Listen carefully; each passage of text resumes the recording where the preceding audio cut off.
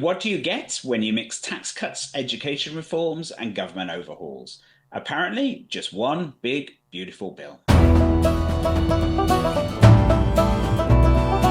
Welcome back to Beyond the Bill Number, the podcast where we dig into the policies behind the politics and the fine print behind the flashy headlines. I'm Stephen. And I'm Sarah, still recovering from attempting to read all 1,200 pages of today's topic. My eyeballs have unionized. So today we're breaking down a bill with a name only sponsors could love, the One Big Beautiful Bill Act, or as Capitol Hill's been calling it, the OBBB. OBBB. Well, OBBB. Oh, bitty, bitty, bitty. Yes, the OBBB, because when your bill touches everything from Medicare to manufacturing subsidies, why not go big, beautiful, and completely bonkers? Absolutely, and bonkers really does describe it. But perhaps before we get into this particular bill, let's just reflect slightly on how nuts this process is, just generally. I mean, putting aside the problems with this particular bill, the fact that the bill went through the House in 2 days. Yep. No, but even when this process works properly, it's still crazy, isn't it? So let's just compare it a little bit to what happens in the UK, and then perhaps you can talk about how the US differs. So we've just come through this process in the UK. We call it a spending review. Okay. And they tend to happen every 4 years, but they don't have to. The government decides when to do a spending review. And so sometimes they'll do short ones, which are only a year or a couple of years. Sometimes they'll just do what is effectively a rollover. They'll just say, okay, we're just going to keep everything the same for the next year or two. And they try to do it so that it fits into a parliament. So we had an election about a year ago. So now we've got a spending review, which will go forward for the next 4 years, taking us into the first year of the next parliament. Okay. Now, the reason it took a year, though, is because it takes a year to pull this together. So ever since the government was elected, they've been working on this spending review. And they've been promising this spending review because when you're allocating billions and billions of pounds across a dozen different government departments on all these different programs, you need time to go into it. You need time to design it properly. And then it's debated in the House. The Chancellor presents it, and then that's it, because they're the government. So the government, who are elected by the people, get to decide how they spend our money. And that's how it works. And if you don't like it, vote them out next time round. So why can't it work like that in the United States? Because that makes too much sense, I think, for us here. I mean, it is funny because when we were talking in an earlier podcast sometime this year, I can't even remember which one it was now, but we were talking about quorums, and which one was that? That was the parental leave. And, trying to pass things here, there, where you don't need the full representation, or you can kind of just slide it through with a simple majority. And it is hilarious that something that is probably maybe the most impactful U.S. legislation that you can pass, because it's the purse strings, is the simple majority process. So so what we're talking about is the U.S. budget reconciliation process. That's a legislative procedure that allows Congress to pass budget-related legislation with just a simple majority of the Senate, bypassing the usual 60-vote threshold, which is needed to overcome a filibuster, and that's always in the news right now also. So it is a tool for making changes in spending, revenues, federal debt limits, and it is pretty quick. You can, like we said, it goes through the House in 2 days if you want. It's essentially just you pass the budget resolution. It kind of serves as a blueprint of something, and it has this reconciliation instructions that directs specific congressional committees to develop the legislation that will achieve certain budgetary goals, and then it kind of goes from there. And like this bill that we're talking about today is 25 bills together, 1,200 pages long, and then committee actions, you hear it, it goes into the omnibus reconciliation, and then we have the final passage. And it can happen quick. It can happen with most of Congress by 51 agreeing, but not most of Congress, which usually has to happen. So it is crazy. It is crazy. I mean, having said that, it's not that different from what we do here, at least because of the budget reconciliation process. You've got this simple majority, which obviously is what you want. The party that's in power has a simple majority. They should be able to focus on the most important thing, which is how they spend taxpayers' money. They should be able to, the government should get to decide that. Of course, the big difference here is that you have to convince all of the individual politicians to vote, which again is Yeah. quite a weird thing. It's a very American thing, isn't it? So in the UK, none of the government MPs would dream of voting against a budget or something like this. It would have to Yeah. be really, really terrible and egregiously awful. Whereas, of course, particularly within the Republican Party, you've got all of these different factions who think completely different things. Some of them want are very fiscal hawks. Others want to spend lots of money. Others are just about the tax cuts. They don't care about anything else. The others are all about the identity politics stuff that they want in. Right. This complete bun fight. It's remarkable, actually, that Speaker Johnson managed to get it through. He did an amazing job, but he seems to have done it by just persuading people to not read it so that they couldn't find anything to object to and just get Right. into anyway. Right. One of my favorite things about this bill when I was writing this blog was when I was researching it, there was something that was like 13 House Republicans plead for the Senate to rip out like things that they voted for. Because they didn't read it. Because of course they didn't. It's Yes. huge. I mean, you can't. Like But is 1,200 there pages. staff to do that for them? You know, That's isn't what it's that the supposed to point be. of Yeah. staffing? Yeah. Yeah. Yeah. Yeah. No, it's it's Yeah, crazy. but either way, it's a terrible way to run a government, and it's the same in Britain. Actually, our spending review process is terrible. I mean, I worked in a government department, and it was a nightmare. Whenever you Yeah. try to make a contract with anybody to deliver a long-term service over many Yeah. years, you can't. You can Yeah. only ever go up to the next spending review because that's when the money stops. And so, no big company who wants to do a big project wants to say, "Okay, well, you've only got 2 years left on this spending review, so we can only sign a contract for two Right. years." But Right. it's a 10-year project. Right. But we can't. But we're going to have to come back to you in 2 years. And they say, "Well, we need to hire people." We can't tell people that they don't have a job. And Right. so, yeah, it's crazy. It is I love government. It works so well. All right, okay. Well, let's get into this then. So let's start at the top. And what exactly is the One Big Beautiful Bill? So, it is a budget reconciliation bill which the Senate can pass with just 51 votes and kind of dodge this filibuster. And it's essentially a Congress cheat code you could think of for overhauling anything tied to revenue or spending. And in this case, it is a mega package. It's H.R. 1, the very first House bill for the year, House resolution bill for the year. And it's introduced by the House Budget Chair, Jody Arrington, and bundles together 25 separate bills. So that's a lot of bills. So it's sort of like one bill to rule them all. Oh, yes, exactly. So, the one bill to rule the tax code, student loan system, Medicare, Medicaid, discretionary spending, and yes, even the border wall and ICE and everything that's in the news with that right now. So it's kind of like a legislative Costco, Yes. massive, overwhelming, and filled with things you didn't know you were about to buy. Or cut. Your husband might be taking things out of the cart, you putting them in, you just don't know because the cart's so big. You only know when you check out. So But you never do that in Costco, do you? It's like No, you never yes. take anything out. You always put you more things in. don't. You can't. You can't be Right. doing that. It has just about as many regrettable budget decisions as a trip to Costco and how things fare in your fridge after. It absolutely did, because it is quite a remarkable bill in many different ways. So Yes. let's start by talking taxes. So what's in the bill about tax? Taxes is kind of one of the biggest things that the bill is tackling and that people can kind of truly understand the impacts of. So the OBBB essentially makes the 2017 Tax Cuts and Jobs Act that was done under Trump's first administration permanent. It makes individual tax cuts that were imposed under that bill permanent. It drops the corporate tax rate from 21 to 15%, and it phases out estate tax entirely by 2027. That's pretty radical, dropping corporation tax by quite that much. It's sort of the dream scenario if you're a CEO or an heiress with a yacht named capital gains. Exactly.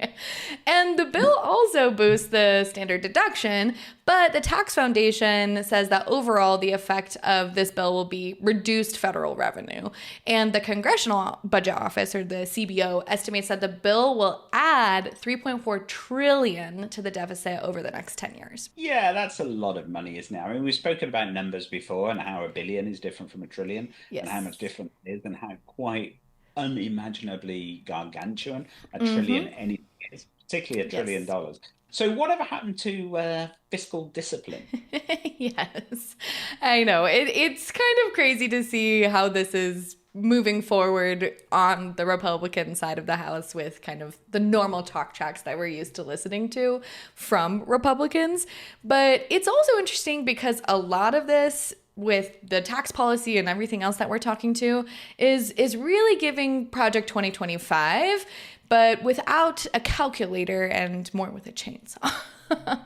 Yeah, which is pretty much what 2025 was anyway. Having read it, I remember Yes. it didn't go really heavy on the let's give you the numbers. Okay, so lots and lots of tax cuts, ones that will particularly benefit business, particularly benefit perhaps the wealthier end of the Mhm. spectrum. So what about Medicare and Medicaid? What's happening to do with health? Yeah, so this is also another one of the really big focuses of the bill and kind of uproar about it in the media. So, Medicare eligibility would go up to age 68, and that would happen by 2032.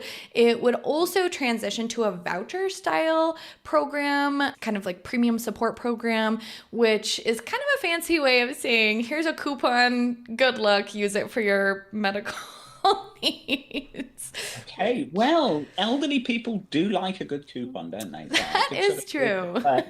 here in the UK, to get your retirement pension, it used to be that women could get a pension at age 60, men could get a pension at age 65, and then it's all consolidated. And now, certainly by the time I retire, it will be 68, but it will probably have gone up by then, by the time we actually get there. But that's talking about actual government money that you Yeah. get when you're Yeah. it's not healthcare. Right. How Right. can you not be eligible for healthcare until you're 68, particularly at that age when you are starting to develop more health problems because that's natural Right. as you age. It kind of makes people stay in the workforce longer, which is harder for younger generations to get jobs because if your ability to have healthcare when you need healthcare is tied to your ability to have employment, a lot of this stuff is a lot of compounding issues that just Yeah. I mean, I can sort of understand it because the big problem is that people are living longer, so they're living a much bigger chunk of their life when they're not Mhm. working and paying taxes. So it makes it Mhm. very difficult for these kinds of programs. But when it comes to healthcare, you just give everybody healthcare, right? It's not that big a deal.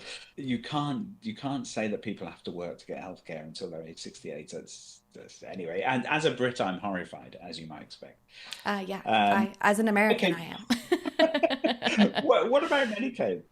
Yeah, so Medicaid gets block granted to the states. It would slash actually 700 billion in federal funding over 10 years.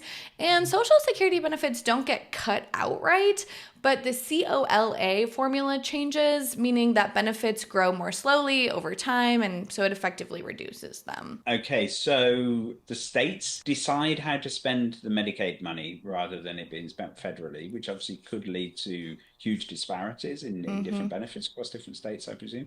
Plus a 700 billion cut in funding where at the time when medical costs are soaring, everything's getting more expensive, seems like it could be a bit of an issue. And presumably the changes to the formula would mean that fewer people would be able to get these Uh-huh. benefits. That will obviously save money, which is obviously the whole point, isn't it? But doesn't seem to work very much if we're going to add 3.2 trillion to the to the national debt over 10 years. So, what has been the reaction to this thing? Yeah, not good, I would say. So, the AARP and the American Medical Association and many others are quite furious, actually. And honestly, a lot of Republicans in swing states are. When you look at the numbers, the people that are using these programs more than other states are generally red states. So, it's one of these things where you're kind of, the math isn't mathin' in any sense of math being mathin'. So. Yes. Yes, absolutely. And that's, of course, why President Trump declared that he wasn't going to touch these programs. They were safe under him, certainly on the Yeah. campaign trail. Doesn't seem to have quite worked out that way, does it? Okay, well, let's talk about something else. What about student loan reform? This is something that is actually more of a liberal, democratic leaning topic where we're trying to figure out how to address this crisis that so many people are in the US when it comes to student loans. And this doesn't help either, but so the bill slashes repayment to just one flat rate 10-year payment. And so that's really difficult if you have a low paying job afterwards, or there's just no ability for any type of customization for your personal experience, what you're doing, who you are, anything like that, which a lot of loans do allow for. And so this doesn't have anything to do with your income. It doesn't actually necessarily have anything to do with your actual ability to pay it back in whatever amount of time. And then it also ends interest accrual if you finish your degree, which is interesting because that's nice, because a lot of people end up paying so much more for their student loans because of the interest. Really nice. But not everybody finishes college. And so if you have to pay back the student loans and you're getting interest and you don't have the college degree, ergo, you might assume that you might be making less money than you would if you did finish your degree. Now, what's that? That doesn't seem good. So the interest thing is great, obviously. You want student loans to either have no interest or very low interest. That's Right. the whole point. They should be much cheaper than Yes. normal loans, because Yes. that's, it's a loan you have to take. You don't really have a choice. Most loans you can choose to not do them. You can't Right. really when it comes to education. So they should have a low. But then surely you've got to have the repayments linked to how much you're earning. Right? Yes. If you get your first job is as some sort of high end person working on Wall Street, earning hundreds of thousands of dollars a year straight out the gate, then naturally you're going to want to pay more back than if you end up working in Starbucks or something, because that doesn't make any sense. How can you do it? There's a risk that your repayments would actually be more than you earn each month if you're on a particularly low income. How Oh, are you yeah. supposed to do It's not even like working at Starbucks necessarily. If you get a marketing degree and you're the lowest level in an ad agency, you make like $5. You make $5 for 5 years, and then you could start making a little bit more money. But I mean, there's so many of the jobs, and entry level jobs pay so little. You could actually maybe make more money working at Starbucks than you could if you got a job in your degrees. And you're not going to be able to do that anymore, are you? Because you've got to always think, well, if I take Gotta this pay my entry loans level job, back. break my career, Yep. I won't be able to pay my loans back, so I can't Yep. do that. So I'm going to have to go and work in Starbucks instead than my actual career that I want to do. And 10 years really doesn't sound very long either. No, most of my friends that have loans, I'm coming up on 10 years out of school, and I don't think they're close to paying back. Absolutely. So it'd be great to pay them off in 10 years. That would be wonderful. But Yes. not if you have to basically starve to death to do it, or Yeah. just cannot do it. Yes, it sounds as though it hasn't been particularly well thought through. Okay, so far then, I have to say I'm not a huge fan of the Big Beautiful Bill. So is there any good news there? Well, with student loans, kind of, we got the interesting, that's an interesting, probably needed change. But there's also an interesting piece in this part that has to do with Pell Grants. And what this change would do is it would expand to cover more vocational and technical programs.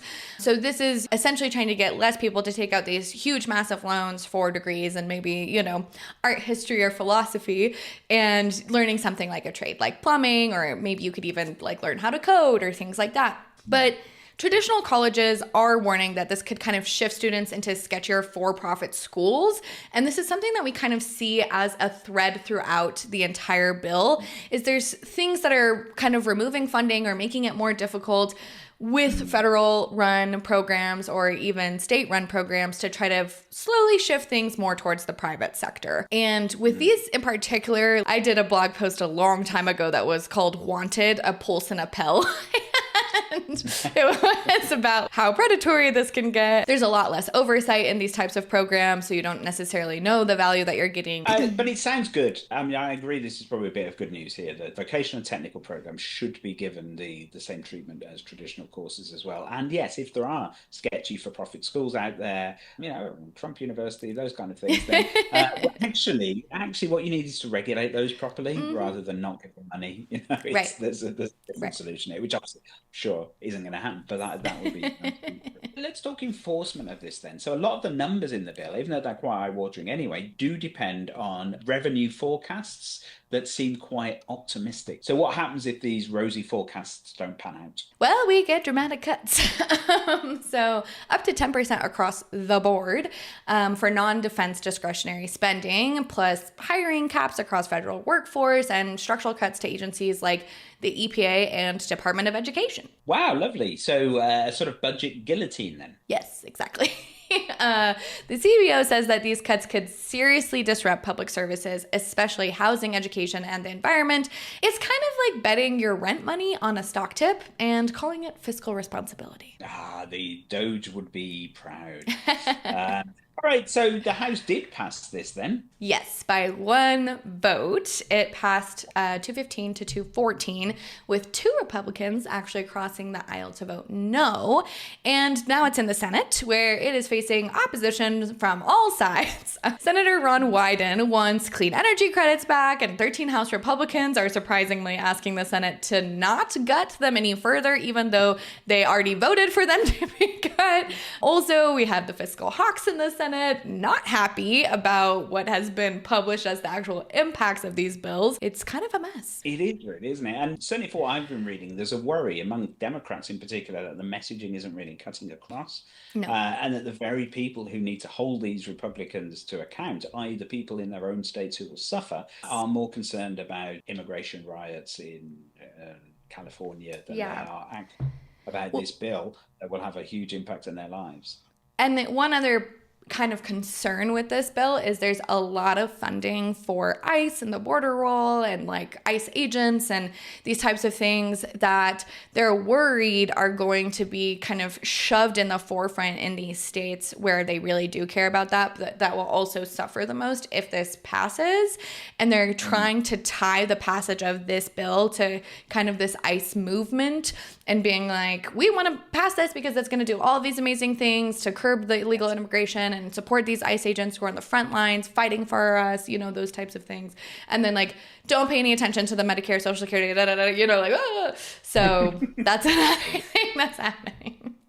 And so what about the Doge father himself, Elon Musk? Surely he'd love this with all of these cuts. I have to say he loves it. So since we've talked about Elon last, he has taken his exit. Maybe that was due to the fact that he was a temporary government employee and was only allotted a certain number of days, or maybe it was the Tesla stock tanking. Who knows?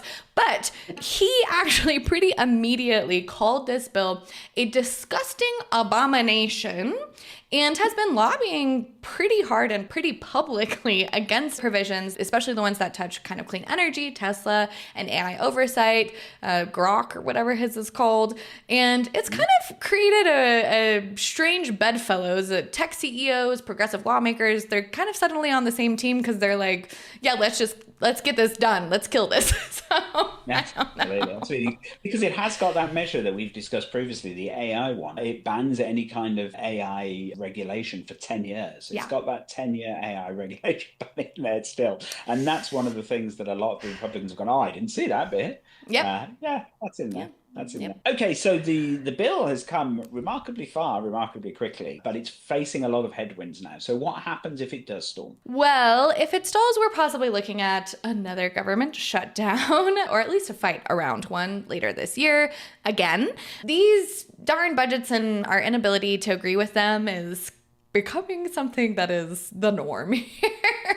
Yeah, it is. Crazy, isn't it? I remember last time, obviously, the Democrats made a careful calculation to not shut down the government because they thought that would play into particularly Doge's hands, allowing them to cut budgets even quicker. And it'll be interesting to see what happens next time when the fight will largely be amongst Republicans. And the Democrats will have to choose which side they're going to back there. Yeah, some very interesting times ahead. So the bottom line then, what does this one big beautiful bill actually tell us? Yeah, so it's interesting because if it does pass, our fiscal policy is being completely rewritten. It's not just line by line, but it's the philosophy behind what we're doing, how we're doing it, and what the way of American life is, actually. It's a really radical attempt to shrink the federal government and its obligations to its citizens, to shift costs to individuals and to states, which can be a lot of other issues depending on how much tax revenue your state makes and what people in your state might need. And also to make tax cuts this centerpiece of economic policy.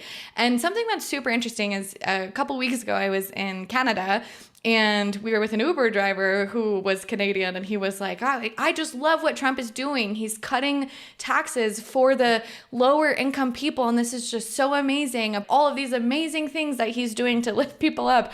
And it was really funny because my husband and I were in the car. We were like, that's not what's happening. And wow, that's so intriguing that this is what's coming across the border and what you are perceiving as what's happening here. It's only happening for a certain tax bracket is what we politely said.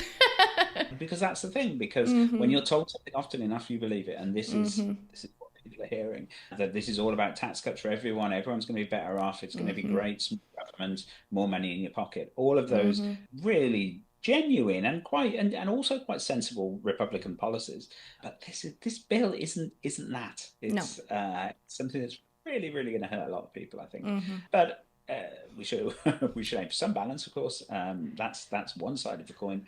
On the other side, you've got people telling you that actually it really is a big, beautiful bill. So whether you think it is beautiful or terrifying, it probably does depend a lot on your tax bracket, on the social media you receive, on the news channels that you listen to, and of course your own blood pressure. Exactly.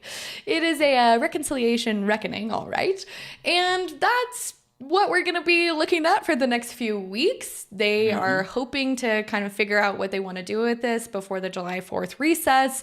So we'll see whether this bill becomes law or it just becomes some legend. Absolutely. So that's it then for this episode of Beyond the Bill Number. Be sure to subscribe and don't forget to check out the full legislative breakdown at BillTrack50.com. And if you want to see the 50 wins the White House is bragging about in this bill, that's in the blog post as well as the CBO's deficit math too. You know, just for some fun bedtime reading. Absolutely. And we'll be back soon with another bill and probably more drama. So until then, good luck reading beyond that 1,200 page bill.